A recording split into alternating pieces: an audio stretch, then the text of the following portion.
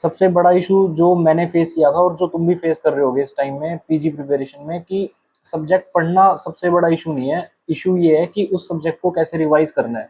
मतलब आपने कोई भी सोर्स अगर चूज कर लिया है और उस सोर्स को चूज करने के बाद अब तुम जब क्वेश्चंस लगाते हो या फिर पीवाईक्यू सोल्व करते हो तो तुम्हें लगता है कि तुम्हारा सोर्स तो कंप्लीट नहीं है। फिर तुम क्या करते हो, फिर तुम फोमो में आ जाते हो और अदर कोचिंग प्लेटफॉर्म्स पे जाते हो, किसी का रैपिड रिवीजन ले लेते हो, किसी का कुछ अगर टीएनडी चल रहा है तो उसका टीएनडी बाय कर लेते हो, यूट्यूब पे चले जाते हो, उसकी वीडियोस देखते हो, फिर उससे क्यूमुलेटिव करते हो, तो बहुत सारा पाइल अप हो जाता है।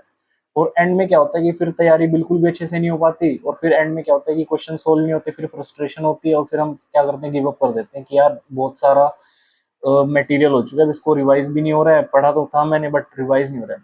तो मैं अपने एग्जाम्पल से तुम्हें बताऊंगा कि मैंने क्या किया था और तुम उसको कैसे यूज कर सकते हो अगर तुम्हें वो हेल्पफुल लगे तो मैं तुम्हें एग्जांपल देता हूँ अपने ऑर्थो के नोट्स के, ठीक है।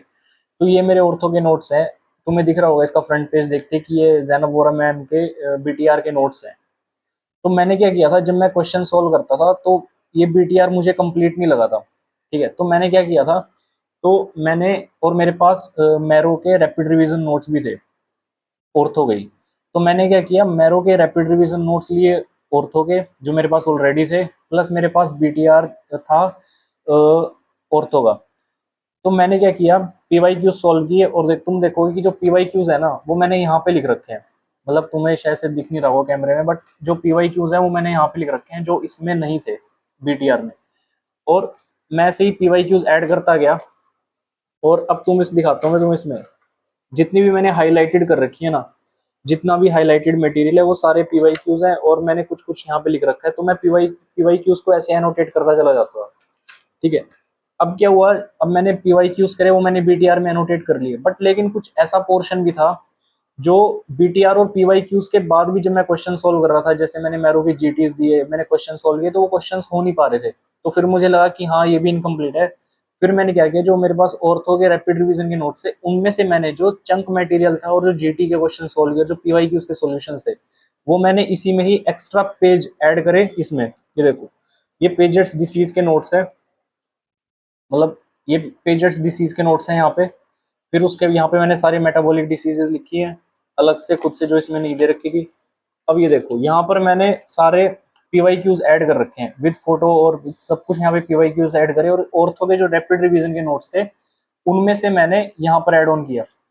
अब तुम ये देखो, ये बोन ट्यूमर्स का पार्ट है पूरा, यहाँ पर मैंने पूरा बोन ट्यूमर्स का पार्ट लिखा था ऑर्थो के रैपिड रिवीजन के नोट से, और इसमें मैंने पॉइंट्स ऐड किए पीवाईक्यूज के, ठीक है।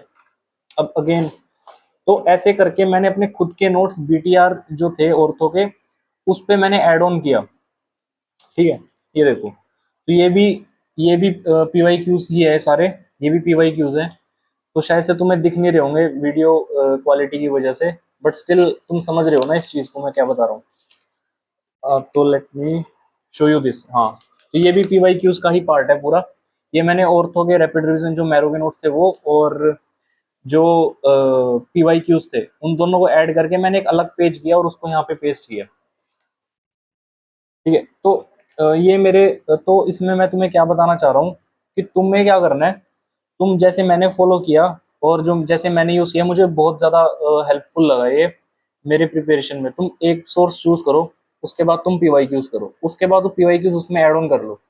फिर उसके बाद तुम क्या करो कि जो भी तुम जीटी के क्वेश्चन दे रहे हो या पीवाईक्यूज कर रहे हो, उन्हीं नोट्स में उसको ऐड ऑन करते चले जाओ। मतलब कि इसको कहते हैं पाइल अप थ्योरी कहते हैं।